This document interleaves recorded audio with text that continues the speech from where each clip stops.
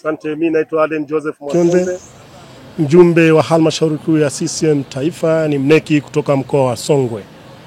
Leo nimekuja kuchukua fomu na kugombea ubunge katika jimbo letu la Tunduma, kwa sababu dhamira yangu inanituma kwa ajili ya kuwatumikia wana Tunduma. Nia yangu ya kuleta maendeleo kwa ajili ya watu wa Tunduma. Nia yangu kubwa ni kuleta umoja, mshikamano na mashirikiano. Lakini tunachosubiria ni vikao vya maamuzi ngazi ya wilaya, ngazi ya mkoa na ngazi ya taifa. Na mimi nikiwekwa jina langu nitashukuru sana sana. Tunaomba heri ya Mwenyezi Mungu na mimi niwe mmoja wapo, kwa sababu sasa hatujaanza kampeni, ila leo ni kuja kudhihirisha kwamba wana Tunduma, jamani, nimechukua fomu. Kwa naombeni mniombee katika vikao mbalimbali vya ngazi ya chama chetu cha Mapinduzi, kwa sababu ni vikao vya katiba. Kwa tunasubiri maamuzi yao.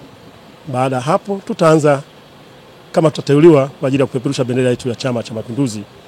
Maana nia yetu ni kuleta umoja, mshikamano na maendeleo katika mji wa Tunduma. Asante sana.